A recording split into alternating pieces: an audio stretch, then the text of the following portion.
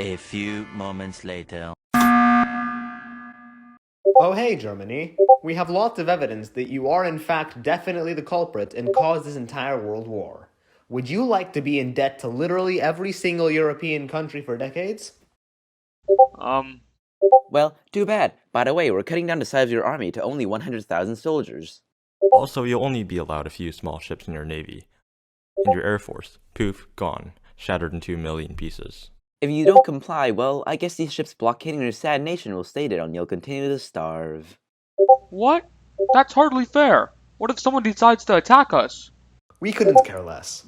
Also, we'll just trust you that you're actually following through with this. We won't check on you. Ever. Or monitor the size of your army. If you ever decide to expand it, oh well. But hopefully you actually do what we ask of you. All in favor? I see this as a majority. I love democracy.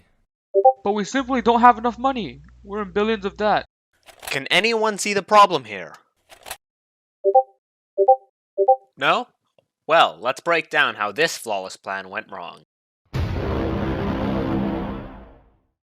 Every single country that participated in the war was seriously in debt at the time, except for the United States, who got filthy rich off the Allies.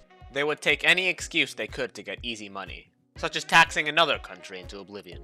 They all forgot that Germany was just as broke as them and had no way to pay them back the costs of the entire war. They charged Germany around $270 billion in today's currency.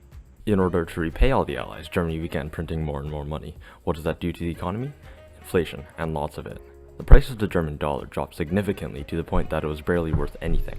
For obvious reasons, the Germans didn't like this.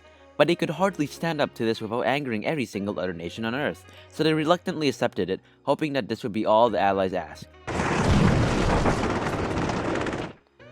Guess what? The Allies didn't stop there.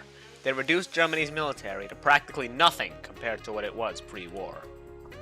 Germany was limited to 100,000 soldiers in the military. No aircraft, poison gas, or heavy artillery was allowed. The navy was cut down to a few small number of ships. Germany was also forced to move troops out of the Rhineland, a large stretch of land near the western border of Germany. All of these major changes seriously limited the capability of Germany attacking other nations or defending itself. This angered many German people.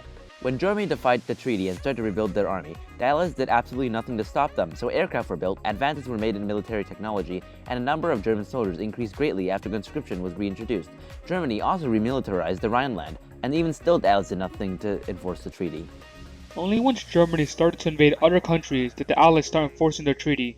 But even at that point, the Allies barely did anything, and most attempts at stopping Germany were small and inconsequential. The reasoning behind it is that the Allies in no way wanted another world war, and tried their hardest to solve it peacefully. Newsflash, it didn't work out so well. For a long time, the Nazi Party had free rein to do whatever they wanted, but it took Poland being invaded for Britain and France to finally declare war later in World War II, since they promised Poland that they would defend it. With so many harsh restrictions from the Treaty of Versailles, the German people were desperately looking for a way to bring themselves out of this terrible situation. So any promise of radical change that could help save the country would be eaten up by the German citizens. So, when a man with a funny mustache claimed that he could fix everything with his radical ideas, everyone loved him and he started to gain immense popularity, eventually rising up the ranks and having full control of the country. Little did everyone know that this man, who was called Hitler, would in fact turn into a ruthless dictator that would initiate one of the bloodiest and most tragic wars of all time.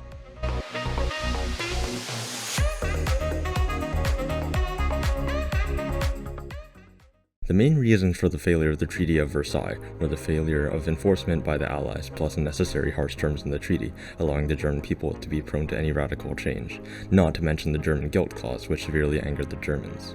All the countries that participated should have had some degree of blame for the war.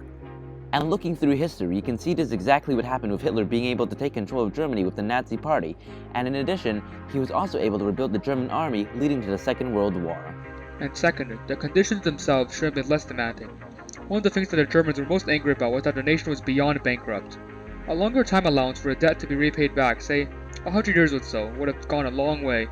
This may lead to flaws in its own, but would definitely make it a lot harder for Hitler to take power in the 1930s and 40s. Also, the Allies could have, maybe kind of actually made sure Germany followed through. The Treaty of Versailles had many flaws. We think that the worst parts could have been improved by enforcing the terms and making the due date for the money to be paid back more lenient.